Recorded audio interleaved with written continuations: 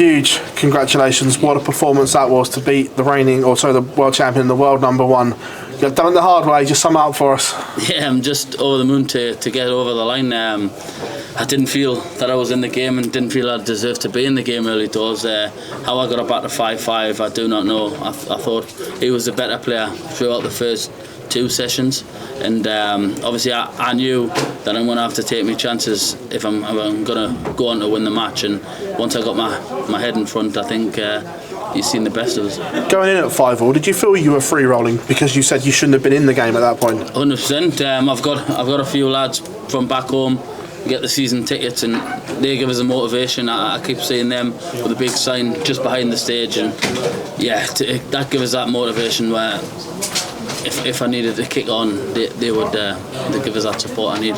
Is that a game a year ago you wouldn't have got anywhere near, but the valuable experience you've got from the Masters and the Premier League, has that completely changed the Chris Dobey mentality in those situations? Definitely. I think from losing the game 8-2 last year, where I should have probably cruised the game, I'm a whole different player this year. I've learned a lot from that. I've learned a lot from the Premier League, and I'm starting to put it into the stage matches as well. So when you were last on, up in the practice room, you see all the other shocks and surprises, all the other seeds tumbling. Do you feel it's one of those nights going into that last game?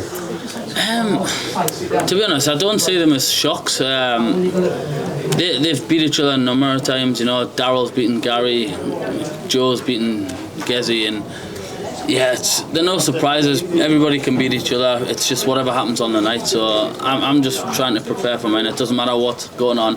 I've still got a game to play, and then obviously I've got Nathan now, and I'll be preparing the same against Nathan. On that, obviously sharing a house as well. What's the next 48 hours going to be like in that house? I don't know. He might not speak. He might speak. We're good mates. We're sharing a house. Don't know what the plans are tomorrow. But yeah, you speak as normal. It's just when you get here, get in the practice room, that's when the business starts, and yeah, we've got to focus on that. Chris, congratulations. Cheers, man. Thank you. Chris, how much did you have to pick yourself up after the opening few legs to make sure you stuck around in that contest? Like I said, I just had that support I look up to, and you could see they knew I was never out of it, so they just kept on giving us that momentum, and I think I dragged myself.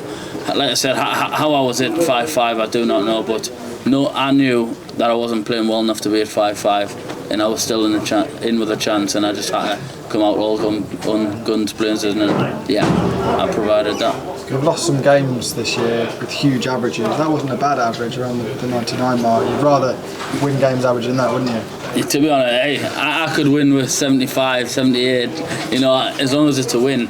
I'm sick of losing these games with 100 plus averages.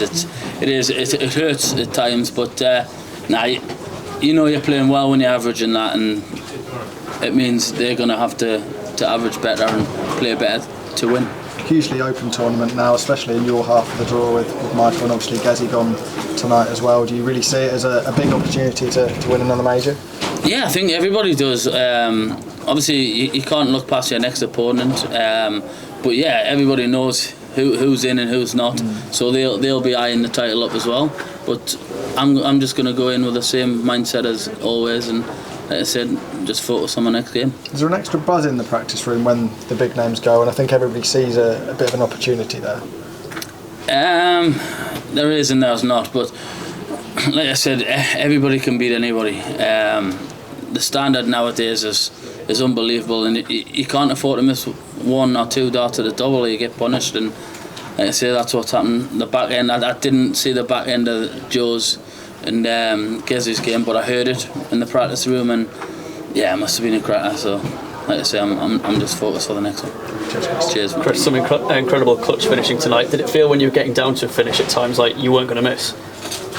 Yeah, and it was surprised us because everybody knows finishing's not my strong point, but I keep telling people if my finishing is there with my score, and then I'm going to be hard to beat, and I think tonight was the night. What sort of game are you expecting against Nathan?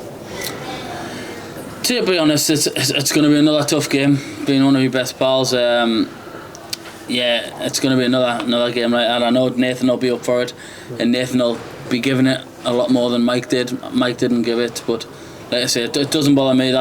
it's up to them if they want to do that. It's how they play, but it'll not put me off one bit. I'll be ready for that. What's the banter going to be like between you? Are you going to try and keep yourself to yourself, or? No, we're sharing a house, so it's going to be hard to do that. We're good mates. We'll get on, and like I said, once we get to the practice room, I think if he wants to do his own thing, so be it. It's up to him what his preparation is, but I'll just be my normal self. Okay, cheers, Chris. Cheers, man. Thank you.